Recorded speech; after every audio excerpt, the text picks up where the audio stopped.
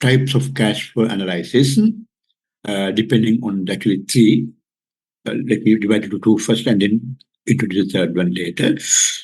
There are, depending on the project type, you may identify two types of cash flows. First one is the private businesses, we call the financial analysis, where the key concern is the profit. So in that case, cash flow represents the revenues and the cost to the investor, only to the investor. So it is simple compared to the other one. And we take the public sector projection. There's a government project, what we call the social sector projects, where the cost and benefits or the revenue and the cost are defined in a wider framework, where we are talking about the stakeholders of the project. In the case of the financial analysis, we have only one party that we need to worry about, that is the investor. Investors' direct cost and the investors' revenue is the only concern that we need. However, when you take the public sector projection, public sector projects has more stakeholders than the private sector projects. In the private sector, maybe maximum there may be a couple of it's businesses get together and they propose a kind of a consortium type. But that's only the stakeholders that we can identify in those. So whatever the case, we are talking about the cost and revenues to the investor or investors. When it comes to public sector project, almost every citizen of the country are stakeholders. Therefore, end of the day, the cash flow of the social sector projects or the public sector projects represent the cash in and cash outflow to the entire society. Basically, we also discussed this in yesterday's session, where we wanted actually to let me try to do a different color because I don't know how to get a color. Give me a few seconds.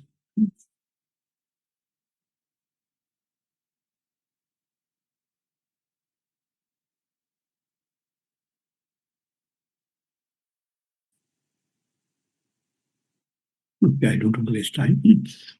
So basically, cash flow is a tabular presentation of mainly four things.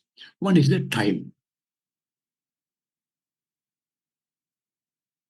As you know, project is defined as a kind of a temporary series of activities with a specifically defined starting and end time. So we have the starting time we call the 0 year, and I'll tell you why we called it 0 year instead of 1. And 1 is the 1, 2, 3, and goes up to the last year. It may be any number of years, or it is not actually necessarily years. It can also be any other time breaks. It may be, for example, maybe days. If it is a very small project, it may be the time break may be the days, the day 1, day 2, day 3, etc. It may be weeks, it may be months, it may be years. So likewise, the time break is not absolutely defined. Any time break that relevant for the project. And we have the cash inflow, that is the revenue that you generate over time. So revenue is reported as a plus value, which is inflow. And we have the cash outflow, which is the cost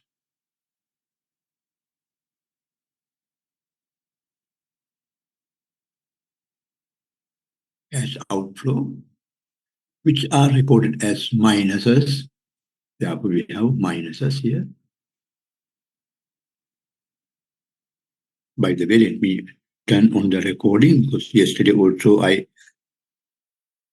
did not record it. I hope you have the given the recording facilities, so each of you can do your own recording.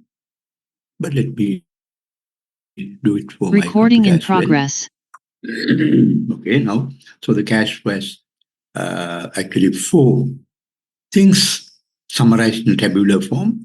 Time is a discrete number 0, 1, 2, 3 up to t, the starting year and the termination year, or any time break, as I mentioned earlier. It can be days, weeks, months, years, or any other time breaks. And then cash inflow, which are the receivings due to the project. And cash outflow is the expenses due to the project. You may remember in the very first few days, we discussed sort of a case study where we are talking about the incremental uh, revenue and incremental cost. So the cost and revenue due to the project. And then we have the net cash flow. Net cash flow, there is a difference between in and out. It can be plus or minus.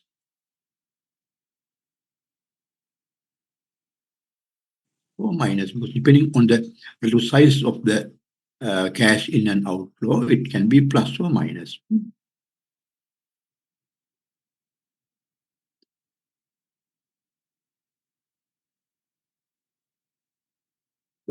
In most of the cases, what we expect is that in early stages of the project, you get minus net flow, and the later stages you get positive in net flows. That is, you make losses in the first part of the project, not necessarily.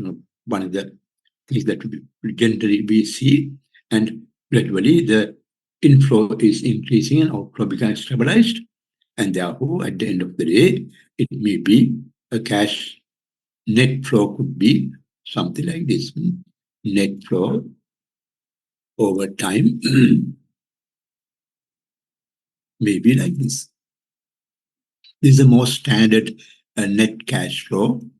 So here, up to this period, we have negative net flow and then start positive. But this is not the only net flow that we can expect. There also may be a situation like this,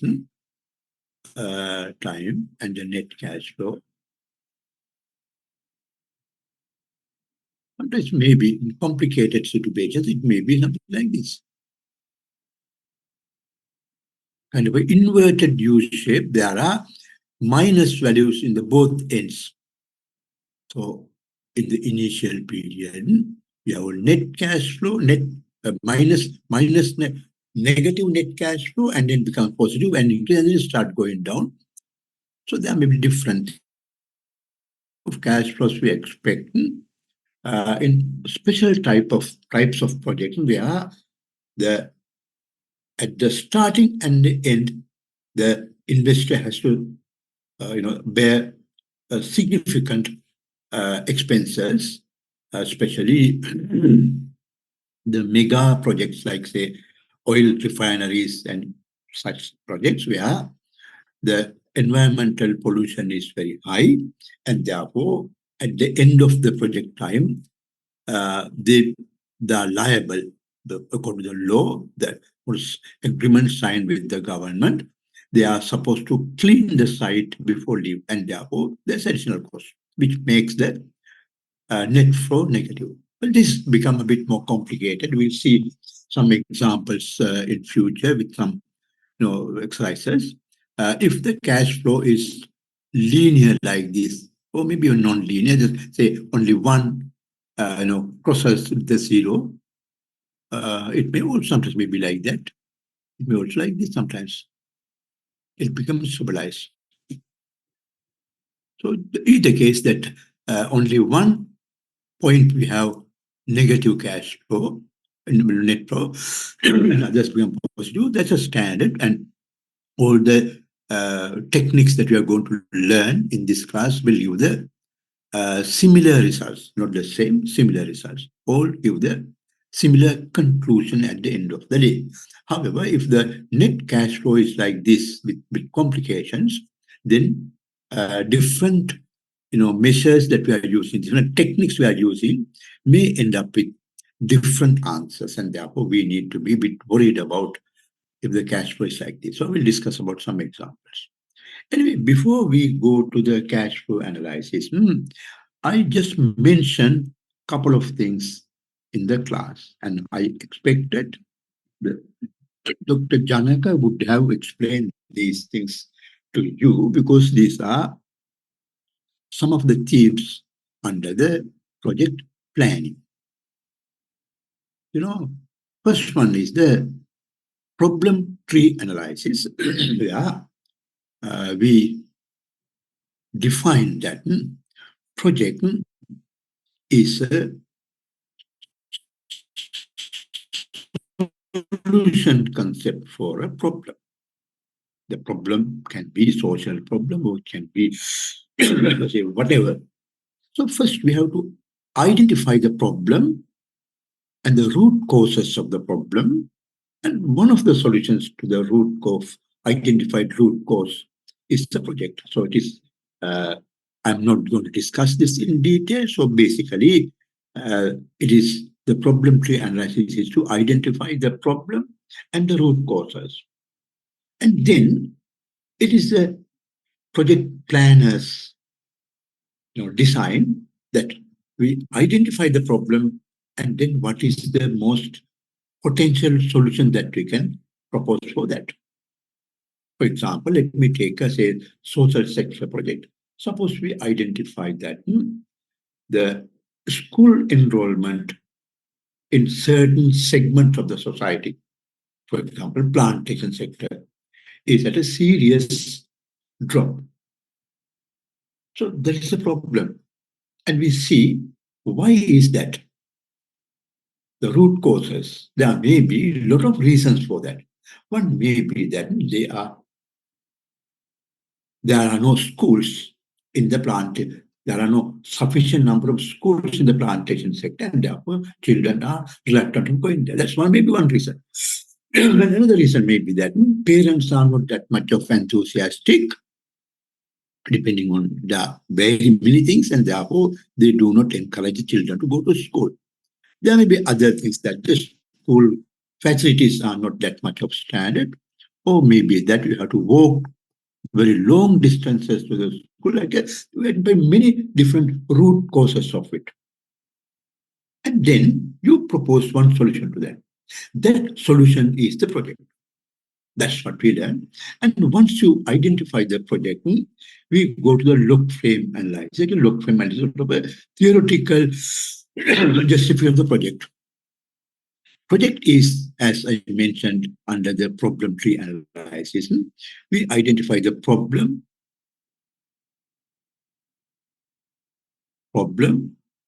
and then root causes, and then there may be different solutions. There are solution 1, solution 2, and many solutions.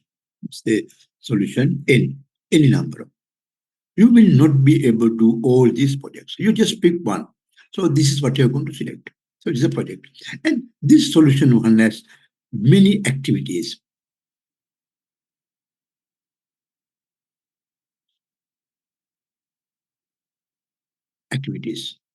Now, for example, suppose it is let me just take an example just to demonstrate the idea rather than the reality. Suppose the problem is about the school enrollment, the poor school enrollment in the plantation sector, and it is identified that one of the main reasons for this,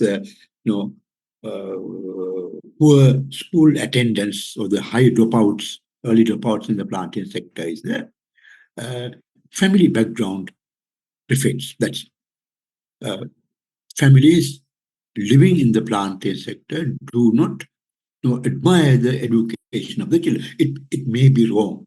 I'm just taking an example, easiest example to explain my theory. Okay, it may not be true. If you are from the plantation sector, you've done in research in the plantation sector, you may know that the parents' enthusiasm in the plantation sector may not be low as you think. I just take an example. Suppose it is the case, then say this S1 is this, and then we need a solution. Root cause one is that we need solution, and that solution, suppose we identify that is uh, the lack of enthusiasm of the parents to send the children to school, and then we propose various activities to increase the parents' enthusiasm. Parents, no, no, appreciation of the children's education. It may be awareness program. It may be some sort of uh, financial assistance to the children, or many other things. So these activities at the end of the day, these activities are the project. Once you identify those activities, now we have line up these activities and the problem. If we perform the activities, then it goes finally at the end, it goes to the goals. There are many different things in between. So we have the activities and the activities. For example, if you have awareness programs, and then awareness program increase the parents' awareness and the parents' interest, and then final goal, the children go to school. So this lining up of these activities to the final goal is the log frame analysis. That is a theoretical basis of your work. Why do we need these actions? A rationale. And once you identify the activities, our next step, that's a Gantt chart. Gantt chart. So Gantt chart analysis actually, we can align these activities along with the time, because all the activities are not performed simultaneously at the start of the project. You may do certain things first, and you may do others after that. And therefore, you can line up these activities, say, suppose this is your timeline. Here you have the activities. Say activity one, for example. Suppose activity one is done in the first period. You need to do first of all this activity one. And activity two, may we start after this. It goes here. And maybe activity three can be done simultaneously with activity two. So it goes here, but it goes a little longer. Likewise, you can align the activities in the timeline. When we are supposed to start this activity, when you're going to finish it. Actually, this Gantt chart is very useful in project management, because at the end of the day, when the project is started, project managers manage a project according to the Gantt chart. We have the targets at every period, and then see that whether these targets are achieved. Project managers and the auditors will look at this. End of the day, they have the Gantt chart with them, and then they see whether that has happened. If not happened, they can question from the project team about the reasons, performance. At the same time, these activities are also aligned with the resources required to do that. Because you will not be able to do any activity without resources.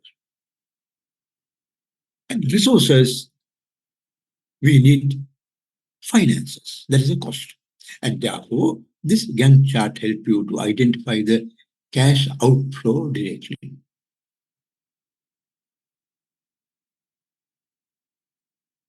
Generally speaking, at the early stages, we have quite a high outflow, and over time, this may be, sometimes it may not go down, but it may be stabilized at some point.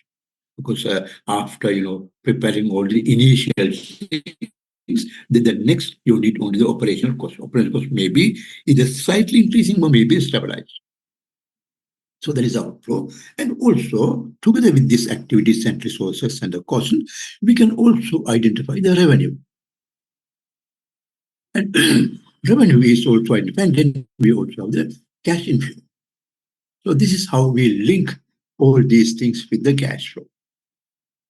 Now again,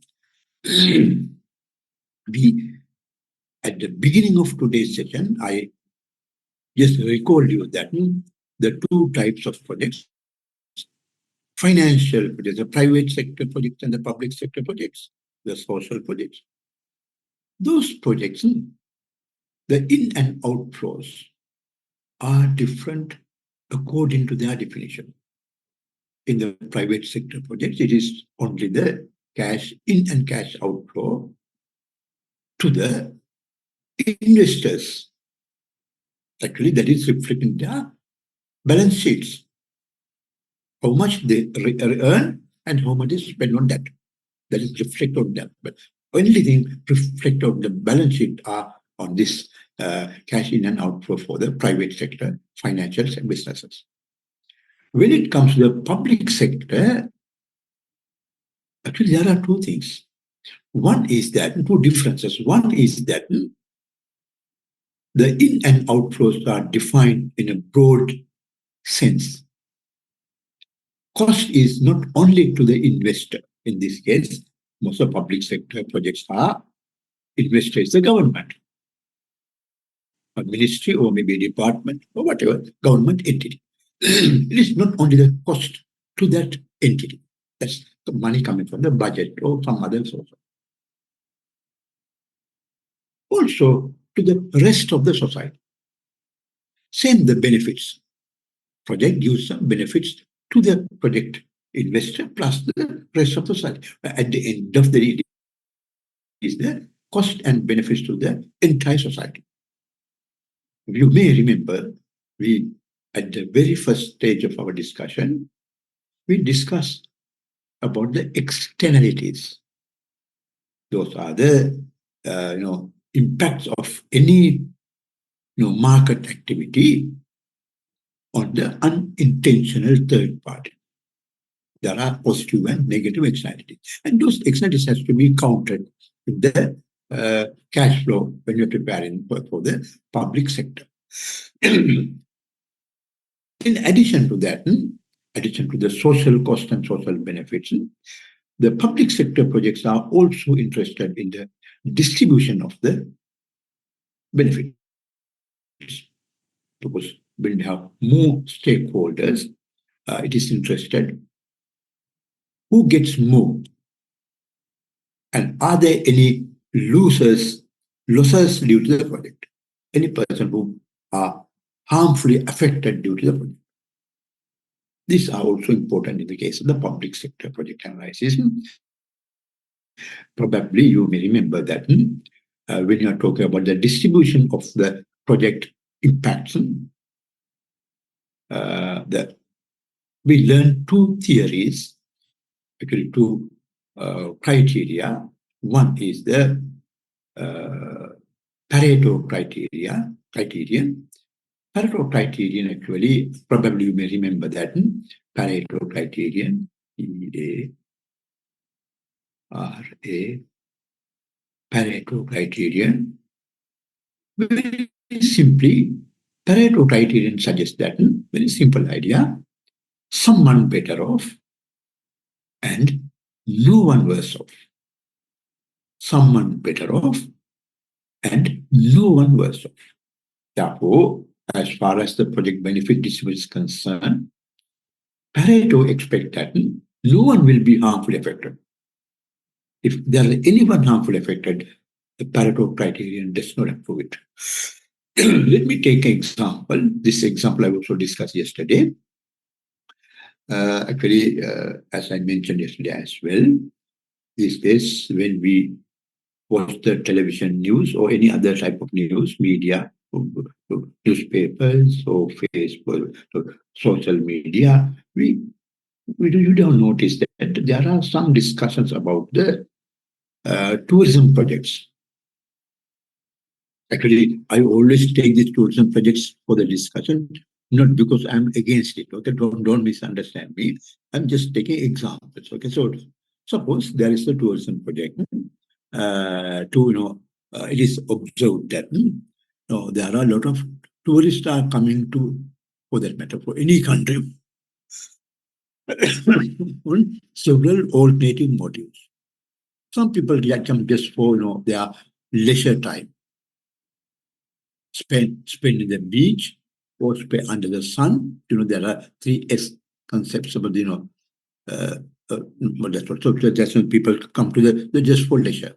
But there are some other people who come for some sort of this visit this archaeological sites, historical monuments, and therefore those who are coming to see to enjoy most of the time they remain in the beach sites, uh, beaches. So they have this sun bath, and also they have the various water-based activities. So that is only there. Those people who go for the to see the historical monuments, they go to Anuradhapura, Polonnaru, and those areas, and it's area, and they come back. Suppose the tourism authority wants to increase the expenditure by those tourists who are going to those archaeological sites. That's a proposal to start water-based tourism activities in those areas. Suppose suppose the government decides to let the private parties, the hotel owners or any other towards supplies the tourism products, to start say water-based tourist activities in the water reservoirs in say dry zone, and that area. So the water reservoirs are reallocated from the farming activities to the tourist activities in the state. Okay, in that case, suppose as a result of that, the revenue from the tourism suppose increased by say $25 million as a result of this new initiative. Tourists going to see the archaeological site. They also spend their maybe a couple of days there with the water-based, this kind of water-based, entertainments activities. Therefore, as a result, they say win say uh, $25 million. It's a plus. However, as a result of the reallocation of the resource from the farming activities to the tourist activities, farmers loses their revenue because they have sufficient water, and therefore as they did it, therefore suppose the farmers' income or the income from the agriculture is suppose decreased by 10 million US dollars.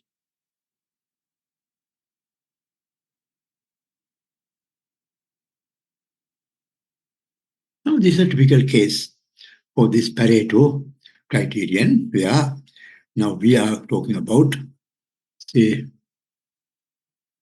someone better off, no one worse off. In this case, tourism sector better off because $25 million are generated from that. So they get that income. Farmers are $10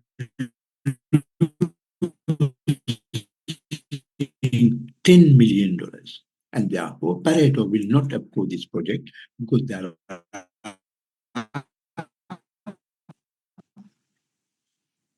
worse off parties. Farmers are worse off. Caldo, Caldo Hicks criterion. Caldo Hicks criterion suggests that if the loss due to the project is smaller than the benefit of it, you can proceed. So they take the absolute value, say delta T, absolute value, you know the meaning of it, that's without considering the sign. If this is greater than the absolute value of delta F, that the farmer's loss is smaller than the two operators level. In this case, it is the case, that's 25 and 10. Then Caldovic suggests you can go ahead with that, because regardless whether farmers are losing from this project, at the end of the day, this project results $15 million surplus to the national economy. So, on one hand, tourism tour operations are increased by 25 million and farming activities are decreased by 10 million. So, GDP is now increased by 15 million.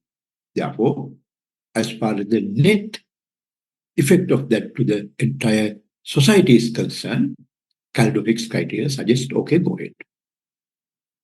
That is the conclusion coming with the no distribution up to the Kaldovic's. However, with this Kaldovic's criterion, there are two things coming up. The later economist in 1970s and after that 60s, 70s, 80s, there's a very popular discussion about this thing. There are two concerns about this Kaldowic's criteria, the outcome of the Kaldowic's criteria. One is based on ethics, other one is based on politics. Let me delete this. Okay. One is based on ethics and other one is based on the politics. Because at the end of the day, it is the elected government making the decision.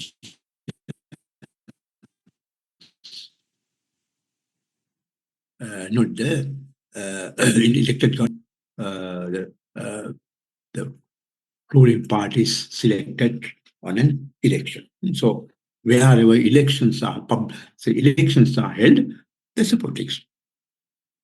Ethical consideration is that is it ethical for someone to make a conclusion that to forget the farmers' loss? Farmers are also citizens of this country. So is it fair for us to neglect the farmers' loss? That's ethical concern. Is it ethically correct? Obviously not, because we get the economic growth at the cost of the farmers. So then what happened to them? What of their families?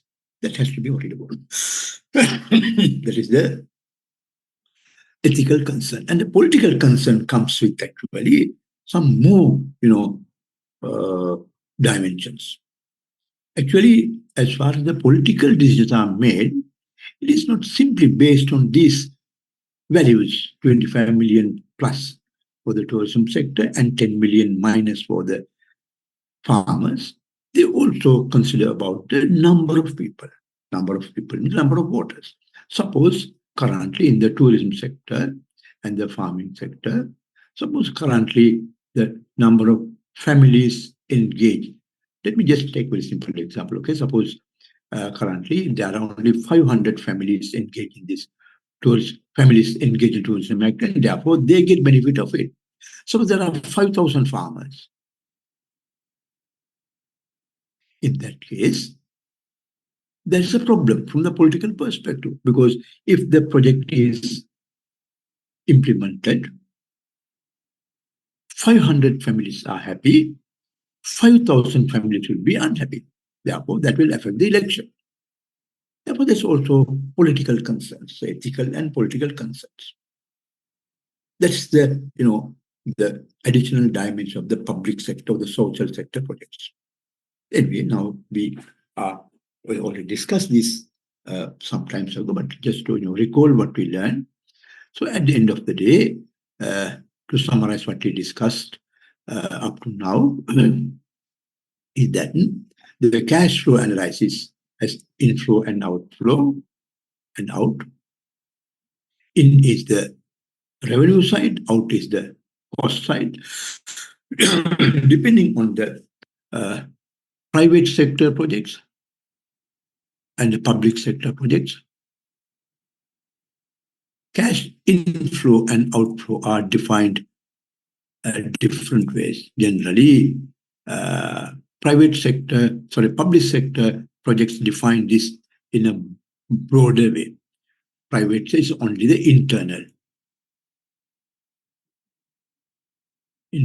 okay, internal revenue and also internal cost, which is reflected in their balance sheets. However, when it comes to public sector, it is internal plus external. As I mentioned earlier, internal plus external are the cost and cash in and cash outflow for the public sector projects. As I mentioned in the previous example, the tourism sector example, if the project appraisal is done by a client consultant for a one tour operator, then you worry only about this section. How much for example, the tourist hotel has to spend on this and how much the tourist hotel in return gain from that. That's all. Private cost and private benefits. However, when it comes to the public sector projects, in addition to these internal revenue and the internal returns and the internal revenue and the internal cost, we also have to consider about the external cost and external revenue. So this is how what we and also in the public sector, we in addition to the cost and benefit, we can also have the distribution aspects.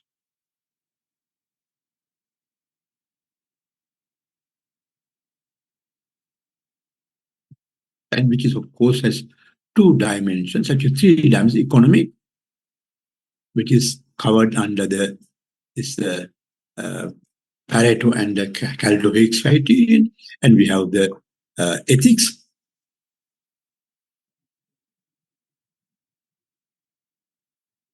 and we also have the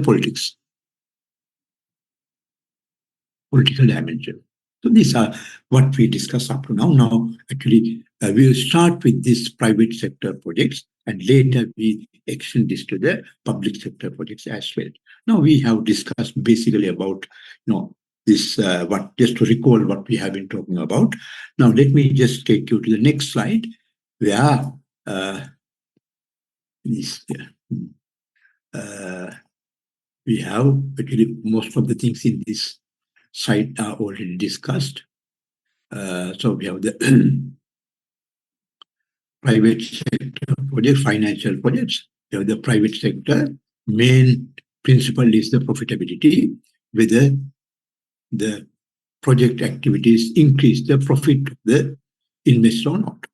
That's the whole question in the private sector businesses.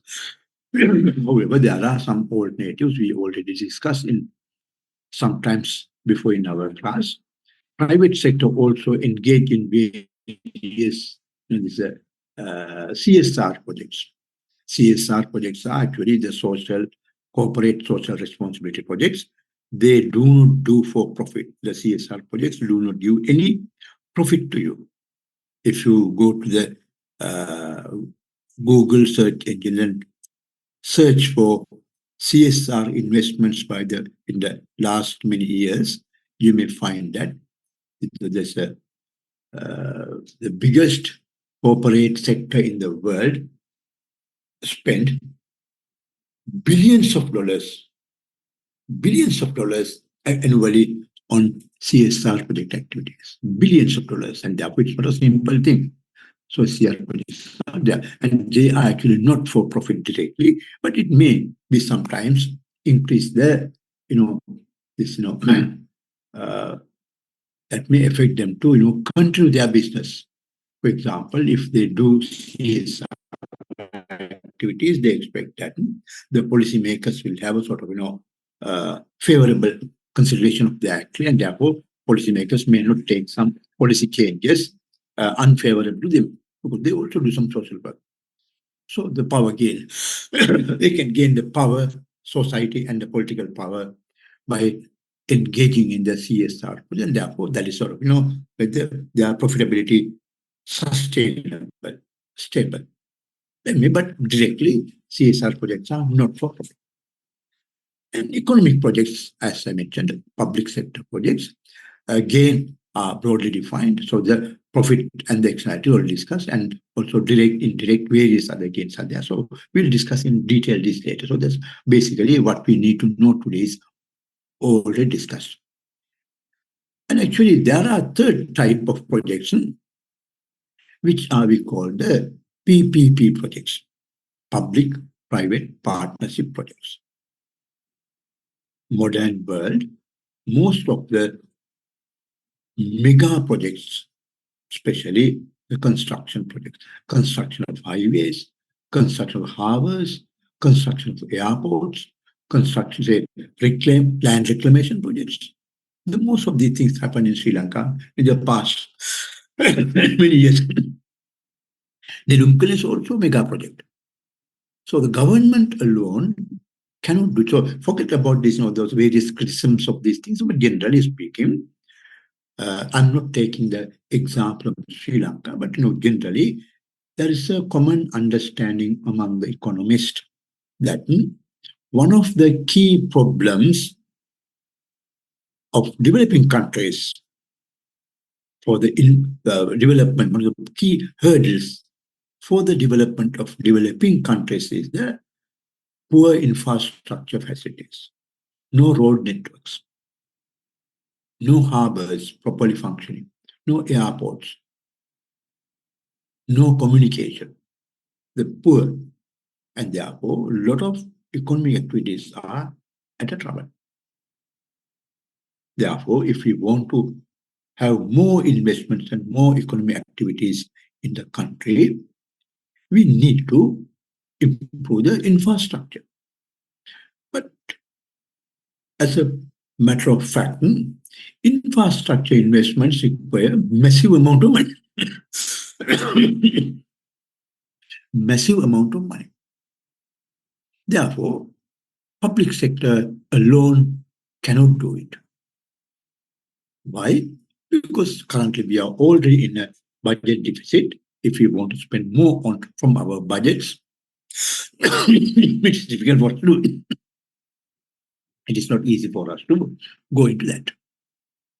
There's a budget deficit increase, and also there are very strict directions from the IMF and other global financial institutions, global international development agencies to control the budget deficit. So we cannot do it.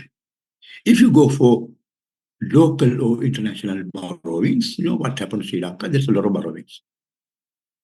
So we are in a debt trap. Therefore, that's also a problem.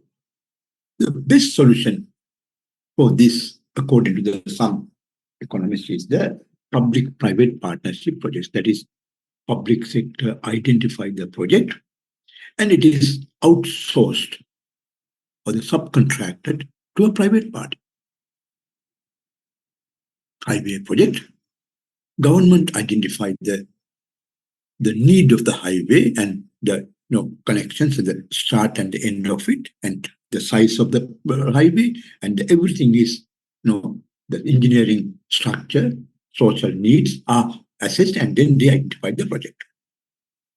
But since government doesn't have money, government outsource it. Government invite or cross bids from the private companies, local and international, bid for it, and then they are given that to the lowest bid. So the contractor take it and they develop the highway, and until they recover the cost plus some profit for their investment, they run the business, and end of the day they return it to the government. There's one model. There's many different models of the PPP. That's only one model. That's I think I can also add one slide later on the public-private partnership projects later, not now. So this kind of thing, in that case, government is a least cost, but we can get the project done. So in the case of the public-private partnership projects, the both financial and economic dimensions are valid. Economic dimension is valid because at the end of the day, it is a public sector initiative.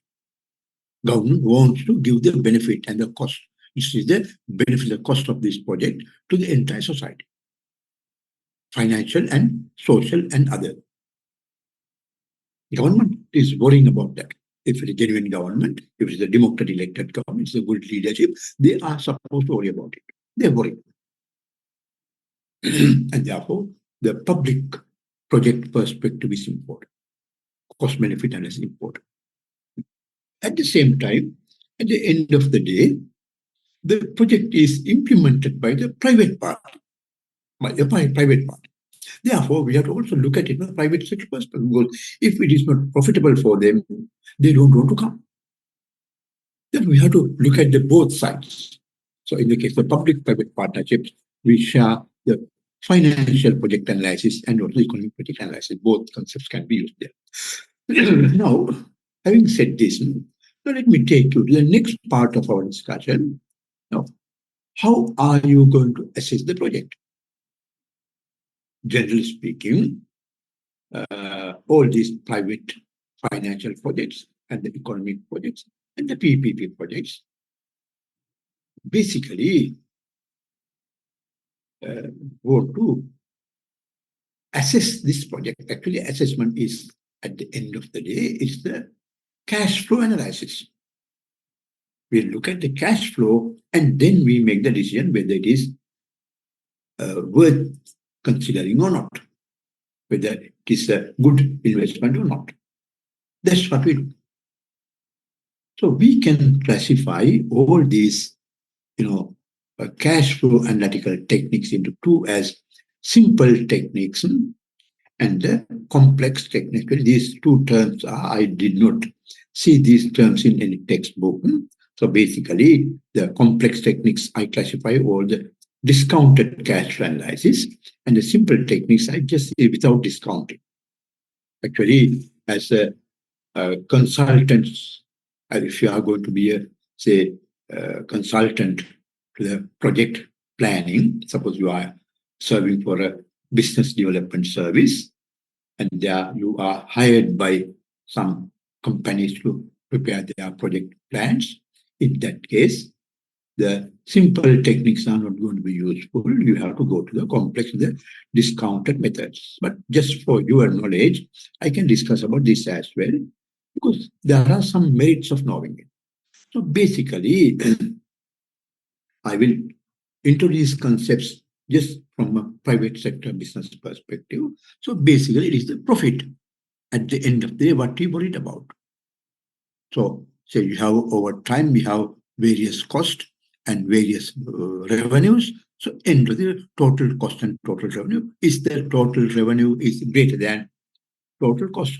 Total revenue is greater than or equal to total cost. That's the profit, overall profit. I will take an example in the next slide. So we go with this very simple definition. So profitability of the firm. There are different versions of it. We'll discuss later. And the second item is the payback period. Payback period is actually the number of time periods it takes to recover the initial investment.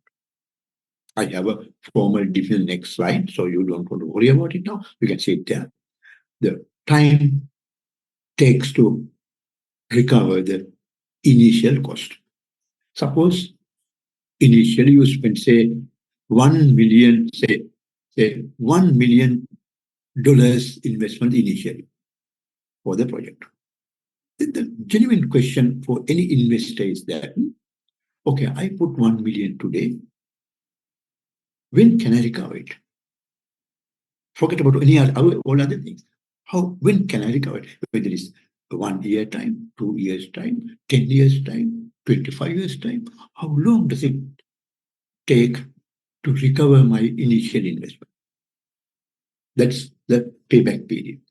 And in the cost benefit cost ratio, that is basically total revenue divided total cost. So actually, this should be greater than or equal to 1. Actually, this goes along with the overall profit. Because if TR is greater than TC, it means that there's a positive profit. If TR is equal to TC, profit is 0, which means that there is a long run situation because this TC is also include the opportunity cost that we discussed already, and therefore this covers the opportunity cost.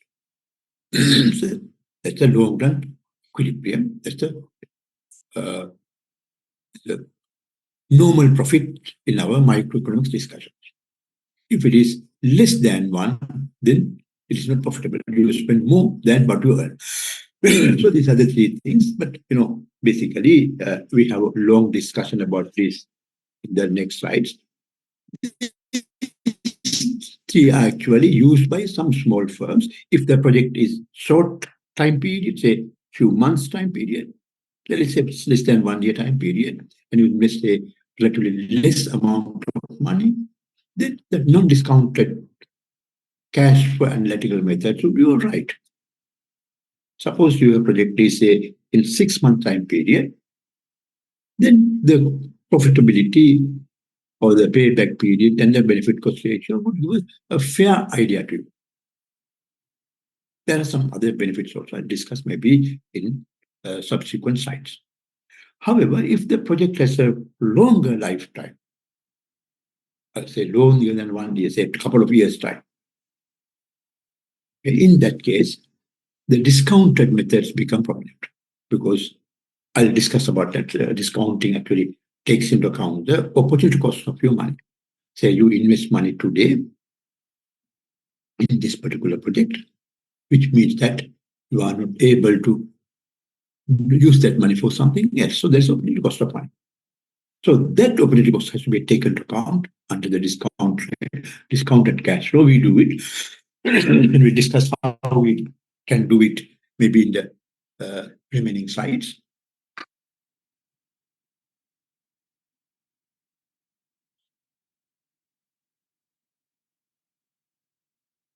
So basically, the difference between actually the discounted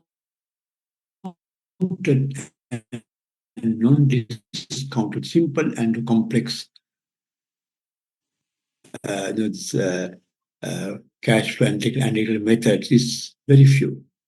So you can see that detailed discuss about this in the today's session actually in the subsequent sections. Now see here, for example, we have the payback period here, and here we have the discounted payback period. Same thing, only the difference is that under the complex method, we use the discounted cash flow. Under the simple, we just the cash flow as it is. And the benefit cost ratio here, we have the discounted benefit cost ratio. Same difference. In the case of the simple method, we just take the benefit and cost ratio, and here it is the discounted. The cash flow is used to calculate the benefit cost ratio. Here we have the profit. It's actually TR minus TC, which is the profit without considering the time value of money. And here we have the NPV. NPV is the net present value. Actually, net present value is the discounted profit. After discounting the cash flow, when you calculate the profit, that is the NPV. So only the new thing here is the internal rate of return. I can give a very brief definition of it here. Later we will, I know, more example and more clear definition and interpretation. Very and one of you have turned on the microphone. Can you please turn off your microphone? It disturbs all of you. So, my God.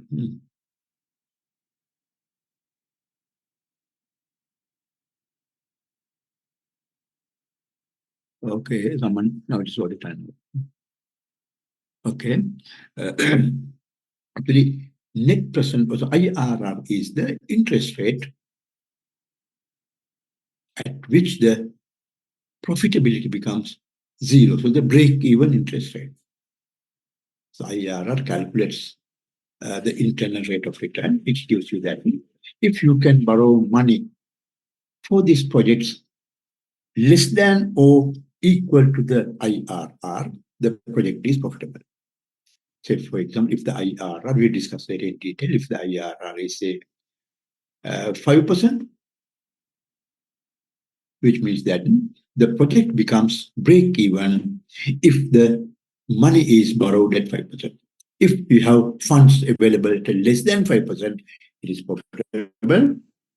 If the funds available at higher than equal to 5%, it is break even. Otherwise, it is not profitable. Or in other words, IRR is the interest rate at which NPV is zero. As I mentioned in a minute ago, NPV is the discounted profit. So interest rate at which the discounted profit becomes zero. So it's a break even. We have more definitions and more, explanations about the IRR later. So after we introduce the discounted cash flow. So basically, this is the thing that we want to actually conclude the discussion today. And let me go to the next slide before I have to delete this.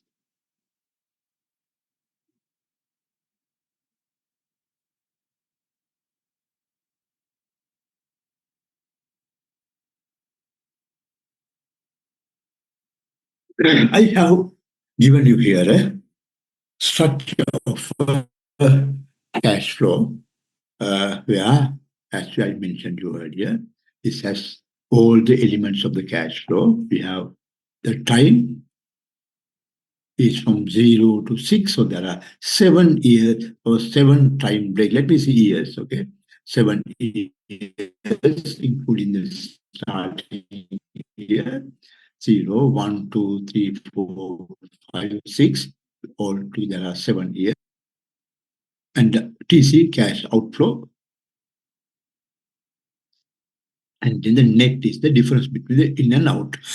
You can see that at the 0 year, we have negative net, and also at the terminal, that's a negative net. That's you may remember that I described you some special cases where the net goes like this. It is minus 36, 20, 18, 16. So it goes so increase and then start going down and negative. So that's the kind of project that I have constructed here. In this case, so these are the three elements of the cash flow, and we will discuss the cumulative net maybe after some time. But for the time being, these three are these four are actually the key elements of the cash flow: time, cash inflow, cash outflow, and the net cash flow. So going to the profitability analysis, you can see that the non-discounted, methods, simple methods. We can see here that the profit, that's the profit is the total revenue minus total cost. In this case, total revenue is 809 million rupees. So that is the sum of all these. 0, 150, 58, so it goes up to 809 million rupees. The company can earn 108 million rupees if the company invests in this project. And TC is the total outflow cost. That is the sum of this row. It is 107 and 70. And therefore, the profit is calculating the difference. It is 38 million. So it is profitable. It's greater than zero. So the project is passed at the initial stage. However, This 38 million rupee profit sometimes makes no sense. Why? All depends on how much you spent to earn this 38 million. That's the whole question at the end of the day. And therefore, we have the profitability ratio measures. I have defined here actually several two measures of the profitability. One is the benefit cost ratio, benefit to the cost ratio. Here, again, the total revenue is 809 and the total cost is 770. So if you take this approximate, it is equal to 1.05 and it is greater than 1 or very close to 1. In the sense, break even, right? So what is the exact meaning of it? To understand the exact meaning of it, we can go to the next row, that is the profit to cost ratio. That is the profit to cost ratio. Actually, profit to cost ratio can be obtained by subtracting 1 from the benefit to cost ratio. Why? Because at the end of the day, profit is the total revenue minus total cost. So it is a total revenue divided by total cost is the benefits to cost ratio minus 1 means that TC, TR minus TC above the line. So that's the profit. Therefore, profit to cost ratio can be obtained by subtracting 1 from the benefit cost ratio. That is 0. So it is 0.05. What is this? How do you interpret this? This can be interpreted as that if you put money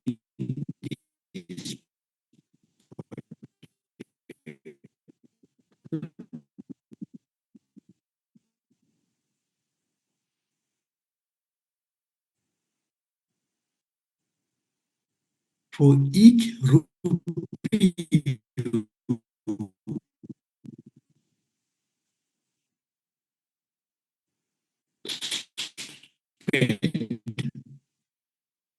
you get 5 cents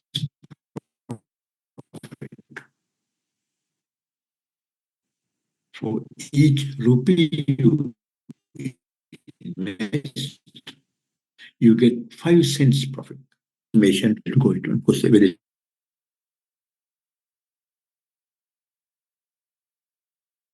Recording stopped.